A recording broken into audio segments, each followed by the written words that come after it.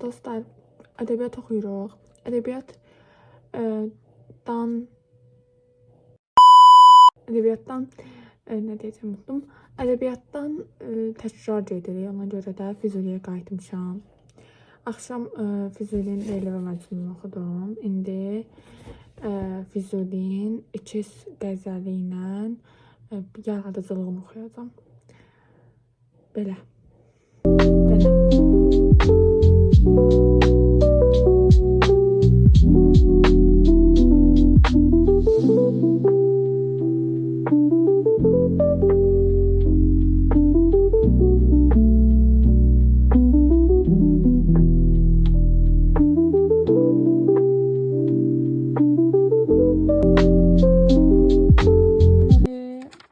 Ədəbiyyatı qutardım. Burada bunu oxuduq. Bunu oxudum. İndi Koroğlunu oxuyacağım. Gedək. Dostlar, gəlin sizə biraz ədəbiyyat tövsiyələri vereyim. Baxın, ədəbiyyatı yaxşı yadınızda saxlamaq istəyirsinizsə, təsvir eləməlisiniz. Gözünüzün önünə gətirməlisiniz. Məsələn, atıram, o getdi.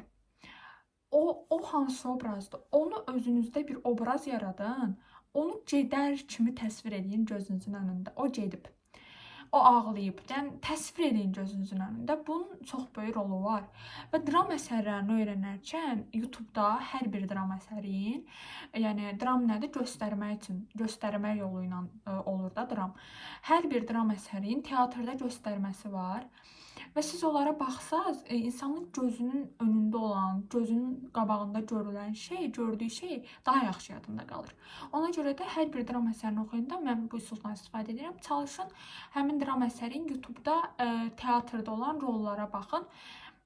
Yəni teatrda göstərilməsinə baxın, onda daha yaxşı yadda qalır və yaza bilərsiniz. Mən yazıram son zamanlar, yaza da bilərsiniz, elə də yaxşı yadda qalır. Belə. Yəni CV tövsiyə olsun.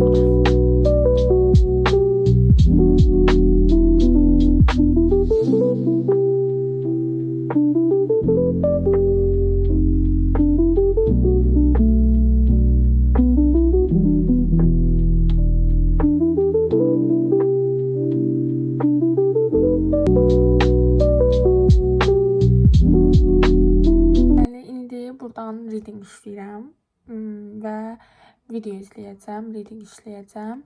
Elə bir ki, mən əsasən speaking yönümlə hazırlaşacağım indi ingilis dilinə. Əslində, ilin əvvəlindən speaking dərslərinə qoşuluram. Ancaq dərslər özündən heç cür belə çox məşğul ola bilməmişəm. Nəsə bir səviyyə atlayım da. Düz özümü ifadə edə bilərəm. Amma o qədər də professional deyiləm də. Belə və məsələn, danışanda hələ də biraz həyecanlanıram, məsələn, o tam keçməyib. Yəni, sadəcə, speaking elə bir şeydir ki, sadəcə hazırlaşdığım müəllimin verdiyi dərsləri oxumaq qətiyyən kifayət eləmir də, sən o şəkildə inkişaf eləyə bilmərsən. Və mən özüm amma əlavə işləyə bilmirdim də, dərslər çox olduğu üçün, əlavə müsabiqə olimpiadalarda hazırlaşdığım üçün. Yəni, onlar olmasaydı məşğul ola bilərdim. Yəni, ona görə də artıq bu dərsləri, abituriyent hazırlıqlarım bitəndən sonra bir ay kimi bir fasilə verəcəyim müddətdə, lap yay müddətində başlayacağam. Əsasən danışıq yönümdə özümü inkişaf elətdirməyə, nə bilim, plan qurmuşam ki, məsələn, speaking üçün plan qurmuşam ki, reading eləyim, writing eləyim, bizə 100 söz deyilsə düşür, bu üçün da lazımdır, listening eləyim, sonra söz öyrənim, vocabulary. Bundan başqa həmin sözləri cümlədə işlətməsiniz mütləq.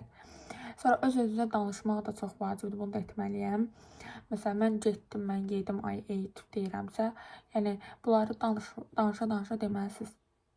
Elədiyiniz şeylər deyin, o sizin dilinizi də açır, həm də həyəcanınızı da azaldır. Və listingi də Nəysə, burada çox ətraflı danışmayayım bu haqda. Əgər istəsəz, hazırlaşan müddətdə, yəni indi də hazırlaşıram, amma müəllimin verdiklərini edirəm deyə o qədər dediyim kimi inkişaf yönümlü olmur. Hər gün çalışacağam, hər gün 1 saat yarım vaxt ayıracağam. İstəsəz bu zamanda sizə bəzi tövsiyələr verib video çəkərəm. Burada hər şey danışmayayım, spoiler olmasın. Çox danışdım, çox söhbətə meylliyəm, fikir verirəm indi. Ona görə də gəlin başlayaq.